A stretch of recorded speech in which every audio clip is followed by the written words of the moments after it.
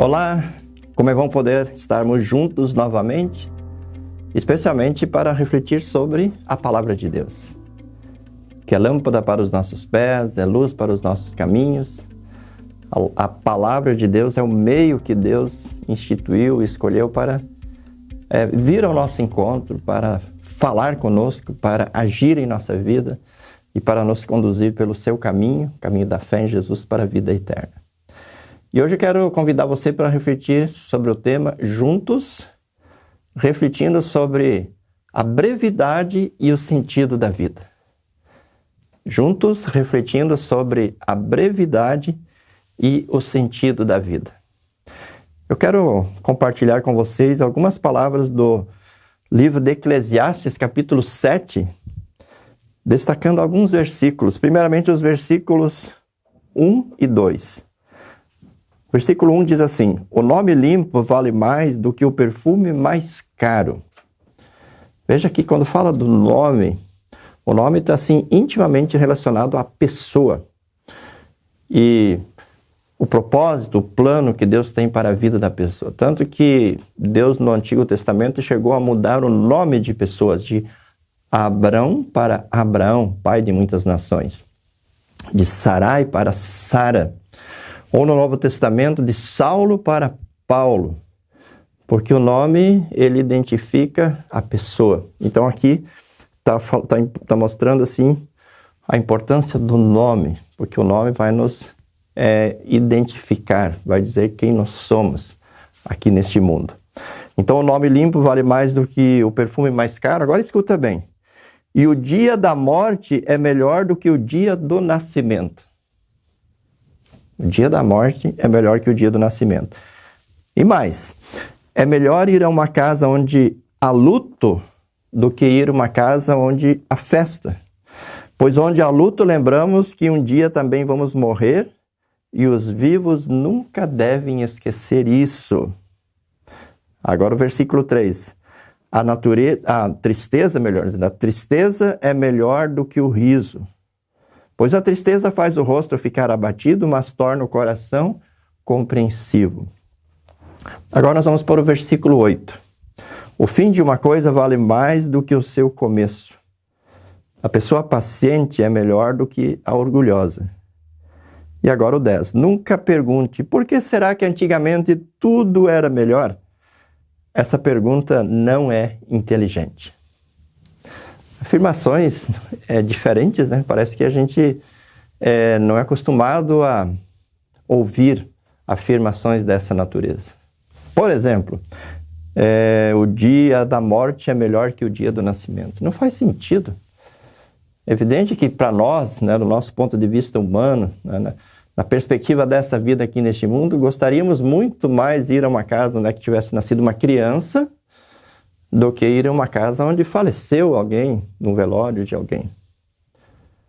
Mas por que será que a Bíblia faz essas afirmações? Por que será que Deus faz essas afirmações? Para a gente refletir um pouco melhor sobre o nosso tema, eu vou para o Salmo 90, onde no versículo 5, o salmista diz para Deus: tu acabas com a vida das pessoas e elas não duram mais do que um sonho.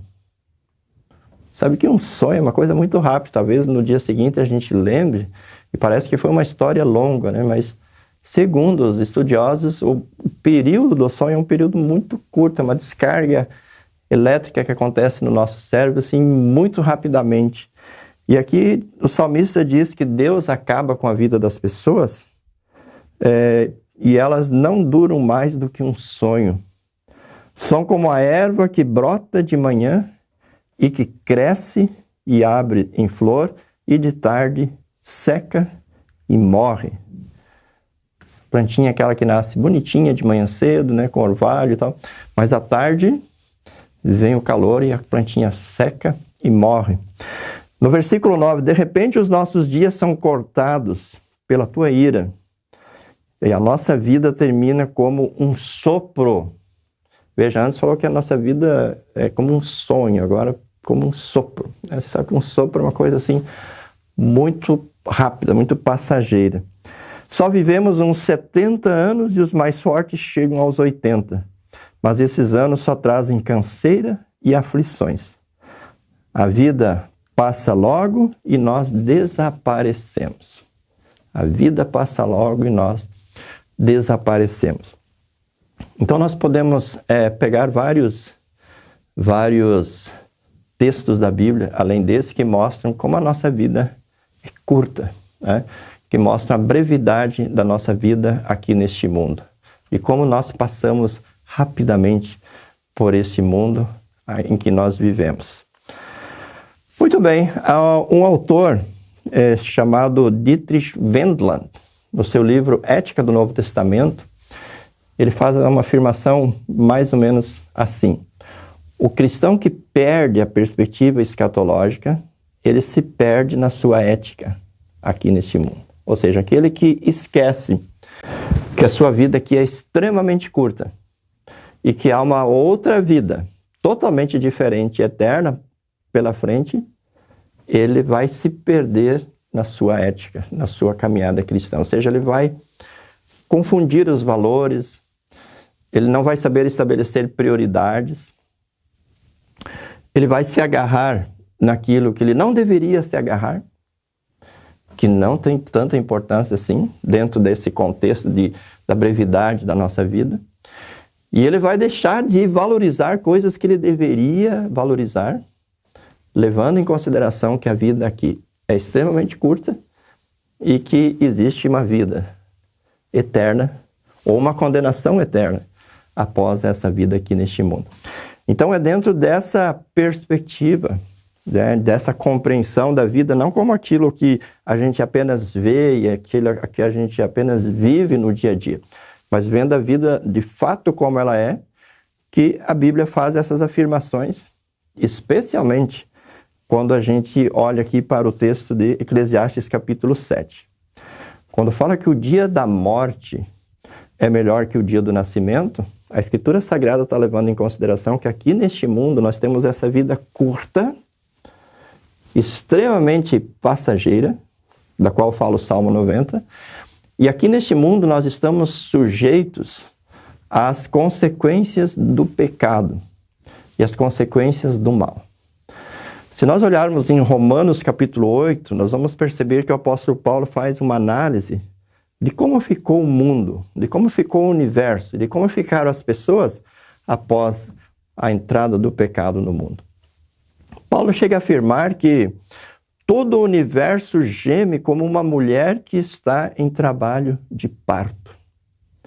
Assim como uma mulher geme por causa das dores de parto, todo o universo geme por causa do pecado e das suas consequências.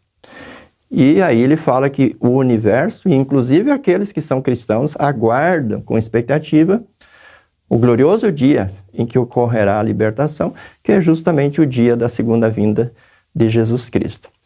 Então, se o universo todo geme por causa do pecado, e nós estamos nesse mundo, nós também fomos atingidos pelo pecado, aliás, é por causa do ser humano que o pecado entrou no mundo. Então, este mundo é um mundo de dor. Nós temos uma vida de dor, de lágrimas, de sofrimentos, de muitas dificuldades. E mesmo sendo cristãos, somos alertados por Jesus de que essa caminhada é sob a cruz. Jesus nunca nos iludiu. Jesus nunca deixou de falar a verdade nua e crua para nós. Ele disse: aqui no mundo vocês vão passar por aflições. Quem quer ser meu discípulo, a si mesmo se negue, tome a sua cruz e siga-me. Então Jesus sempre falou de uma caminhada sob a cruz. Chegou inclusive a dizer: se chamaram de Beelzebu a mim, o dono da casa, o que dirá em relação a vocês? O que vão dizer e o que vão fazer em relação a vocês? Chegou a dizer inclusive aos seus discípulos que enviaria eles ao mundo assim como se envia ovelhas para o meio de lobos. E de muitas outras formas Jesus mostrou que aqui neste mundo nós vamos estar sujeitos aos sofrimentos. Portanto, a vida aqui neste mundo, além de ser extremamente curta, é uma vida que nós sempre vamos estar sujeitos aos problemas, às dores e às dificuldades. Agora, no dia em que um cristão falece, no dia em que um cristão morre, cessam-se os sofrimentos, cessam-se as dores, cessam-se as lágrimas, cessam-se as consequências do pecado. E a sua alma já passa a desfrutar das delícias perpétuas na presença de Deus. Delícias que serão plenas também para o corpo do cristão que ressuscitará no dia da segunda vinda de Cristo. Portanto, essa é a lógica do sábio aqui no texto de Eclesiastes. Quando a pessoa nasce para esse mundo, ela tem diante de si uma vida curta e cheia de sofrimentos. Quando ela morre na fé em Jesus, ela cessa esse curto período de sofrimentos e começa a vida plena e perfeita na presença de Deus nos céus. Por isso que ele diz que o dia da morte é melhor do que o dia do nascimento. E aí a outra afirmação muito interessante é melhor ir a uma casa onde há luto do que ir a uma casa onde há festa. E olha a explicação. Pois onde há luto, lembramos que um dia também vamos morrer. E os vivos nunca devem esquecer isto. Parece que quando a gente fala da morte da gente mesmo, a gente fala de algo, de uma hipótese que está muito longe de acontecer. Agora, quando a gente fala da morte dos outros, parece que é algo que pode acontecer a qualquer momento. Aliás, segundo os entendidos, grande parte dos acidentes de trânsito acontecem por esse fenômeno. As pessoas sempre acham que com elas não vai acontecer. Com elas não vai acontecer nada. Vai acontecer com as outras. E acontecem com elas também. E o sábio então diz, por isso é bom a gente ir na casa onde estão velando uma pessoa. Numa casa onde há luto. Porque daí nós somos lembrados que nós também somos mortais. Nós também vamos morrer algum dia. E ele diz aqui, os vivos nunca devem esquecer isso. Eu, você, nós nunca devemos esquecer que um dia nós vamos morrer. E aí nós linkamos isso com o que disse Dietrich Wendland, né? Quando o cristão esquece que um dia ele vai morrer, então ele se acha todo poderoso, ele se acha um semideus, ele se acha um eterno e se torna autossuficiente diante de Deus, esquece da sua dependência de Deus, ele se torna insensível para com o semelhante, nas suas fragilidades, nas suas necessidades, nas suas angústias, nos seus desafios, e ele literalmente se perde na sua caminhada, conforme disse Dietrich Wendland. No versículo 3 diz, a tristeza é melhor do que o riso, pois a tristeza faz o rosto ficar abatido, mas torna o coração compreensivo. A tristeza, ela tira a gente de um estágio assim de estar desligado dessa realidade que nós estamos aqui neste mundo. Quando tudo vai bem, quando tudo está indo maravilhosamente bem na nossa vida, nós acabamos esquecendo da brevidade da nossa vida, nós acabamos esquecendo de que um dia nós vamos morrer, acabamos esquecendo às vezes até que nós precisamos de Deus, de que nós precisamos do próximo, ou de que o próximo precisa de nós, de que o próximo precisa de Deus. Observe, por exemplo, numa festa de aniversário, onde tem muita bebida, muita comida, muitas pessoas alegres. As pessoas pouco refletem sobre a vida, sobre a brevidade da vida, sobre as dificuldades. Elas ficam meio que dessintonizadas, né? Numa alegria que é muito importante, mas desconectadas da realidade. Porém, quando as pessoas ficam tristes, especialmente quando morre alguém, quando alguém adoece, quando elas têm suas derrotas, elas se recolhem e acabam refletindo sobre elas mesmas, sobre as atitudes delas, sobre as necessidades do próximo e assim por diante, né? Por isso que o sábio diz que é melhor ir a uma casa onde há luto do que numa casa onde há festa. E interessante, o fim de uma coisa vale mais do que o seu começo, né? Ou seja, dentro dessa ideia de que o começo da vida aqui é o começo para uma vida de sofrimento. E o fim dessa vida é o fim do sofrimento e o começo de uma vida de alegria e de felicidade plena no céu. E a última afirmação por que será que antigamente tudo era melhor? Essa pergunta não é inteligente. Sabe por que não é inteligente? Porque o passado a gente recebeu bênçãos, sim. A gente deve olhar para trás para reconhecer os feitos de Deus, para agradecer por esses feitos, para a gente também aprender com as coisas do passado, né? Com os nossos erros, com os nossos acertos. A história, ela é muito importante para a nossa vida. Só que o que Deus tem preparado mesmo para nós não está no passado. O que Deus tem preparado está no futuro. Está por vir ainda. O melhor ainda está por vir. Deus derrama bênçãos sem medidas sobre nós. Deus derrama chuvas de bênçãos sobre nós aqui neste mundo. E nós temos vida em abundância porque Jesus disse que Ele veio para nos dar vida em abundância, mesmo que sob a cruz, mesmo que em meio aos sofrimentos, porque é uma vida de esperança. Mas a vida plena está preparada para nós no céu. Quando terminar a nossa caminhada, quando terminar a nossa jornada aqui neste mundo. Por isso que olhar para trás e dizer assim, lá era melhor, não é inteligente, porque o melhor ainda está por vir, porque Deus nos conduz para junto de si no céu. Queridos irmãos, essas reflexões são muito importantes para a gente avaliar a nossa caminhada no dia a dia. Dentro dessa caminhada, assim, nessa perspectiva que coloca o sábio em Eclesiastes capítulo 7, são muito importantes aquelas palavras de Jesus. Buscai, pois, em primeiro lugar o reino de Deus e a sua justiça. Porque o reino de Deus e a sua justiça, e aqui se trata da justiça de Jesus conquistada na cruz e que nos é dada graciosamente no batismo, na palavra e na Santa Ceia. Busquem as coisas de Deus, busquem as coisas lá do alto, onde Cristo vive, diz o apóstolo, não as que são aqui da terra. Porque as que são aqui da terra, elas passam conosco. Assim como nós somos passageiros, elas também são momentâneas e passageiras.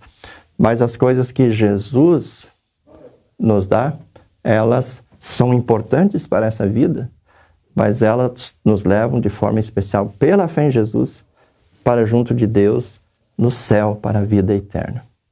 Busquem em primeiro lugar o reino de Deus e a sua justiça. E todas as outras coisas, aí está falando das coisas materiais, que Jesus vinha comentando naquele texto. Roupa, comida, bebida, enfim, as coisas materiais, todas as outras coisas vos serão acrescentadas. Deus quer que nós tenhamos a certeza absoluta de que Ele está aqui conosco neste mundo. Nessa nossa rápida passagem aqui. Mas Ele quer também que nós tenhamos a certeza de que nós estejamos com Ele, estaremos com Ele na eternidade pela fé em Jesus Cristo. E por isso Ele nos alerta para nós, de fato, valorizarmos aquilo que tem valor, que são as coisas dEle, as coisas espirituais, as coisas eternas.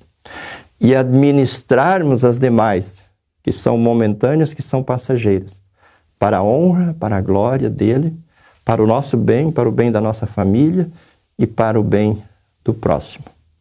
Dentro dessa perspectiva que Deus nos dá na Escritura, de que nós temos uma vida curta, passageira aqui neste mundo, nós compreendemos a importância da mordomia, da administração, de administrarmos o nosso tempo, nossos bens, os nossos dons, enfim, a nossa vida com tudo o que somos e temos dentro dessa perspectiva. De que não vale a pena enfiarmos as raízes com tanta profundidade aqui neste mundo, de que não vale a pena acumularmos tantas riquezas, tantas fortunas, de que não vale a pena sermos egoístas, querermos todas as coisas para nós, de que não vale a pena pensarmos e olharmos apenas para nós mesmos, para as nossas necessidades, mas que vale a pena olhar para Deus, para aquilo que Ele tem planejado, para aquilo que Ele espera de nós aqui nessa vida, e especialmente para aquilo que Ele tem preparado para mim, para você e para todas as pessoas nos céus. E isso Ele oferece em Jesus. Portanto, a nossa vida aqui é um curto período, um curto período de oportunidade para nós estarmos em comunhão com Deus pela fé em Jesus, para nós estarmos em comunhão com o povo de Deus que também crê em Jesus e para juntos realizarmos essa missão tão urgente, que é fazer com que esse amor chegue a mais e mais pessoas, para que elas também estejam conosco, para que na sua curta passagem aqui nesse mundo elas também recebam o que de mais precioso uma pessoa pode receber, que é a fé em Jesus e pela fé a salvação. E se nós olharmos desta forma para a vida, não sobra espaço para a briga, não sobra espaço para o rancor, não sobra espaço para o desamor, para a falta de perdão, para a falta de compreensão. Aliás, nem tempo há para nós nos dedicarmos a essas teimosias, essas brigas, esses desentendimentos, essas discussões acirradas que nós vemos pela internet, esses debates acirrados, onde parece que cada um quer ser o dono da verdade. Quando nós olhamos a vida dessa perspectiva da eternidade, da perspectiva escatológica, essas coisas todas são importantes, mas elas são muito pequenas diante da grandiosidade das coisas que Deus tem preparado para nós no futuro. E aí nós vamos administrar essas pequenas coisas com o diálogo, com o perdão, com a compreensão, com a compaixão, com a misericórdia, com a tolerância, com o amor. Assim como Deus age conosco. No Salmo 90, mostra a eternidade de Deus e mostra o quanto nós somos pequenos. Mas Deus, que é eterno e que compreende essa grandeza da vida plena e eterna, Ele nos compreende na nossa limitação, nas nossas fraquezas, nas nossas dificuldades, nas nossas dores, na brevidade da nossa vida. E à medida em que nós estamos em comunhão com esse Deus, nós também passamos a olhar para o nosso próximo com os mesmos valores de Deus, tendo atitude com as pessoas semelhantes à atitude de Deus conosco, onde prevalece o amor, a paz, a harmonia, a delicadeza, a fidelidade, a humildade, o domínio próprio, enfim, os frutos do Espírito, dos quais fala o apóstolo Paulo. Que você, querido irmão, que você, querida irmã, possa refletir sobre isso. Reflita sobre isso também com a sua família, com seus amigos, e que você possa ver e compreender a vida como de fato ela é. Não de uma forma ilusória, como se você fosse ficar para sempre aqui, sabendo que a sua vida é realmente curta. Mas Deus te dá uma oportunidade ímpar em Jesus de vivê-la de forma maravilhosa aqui, embora sob a cruz, como eu já disse antes, mas na perspectiva de uma vida plena e eterna nos céus. Um forte abraço, votos de ricas bênçãos de Deus e até o nosso próximo encontro. Tchau, tchau.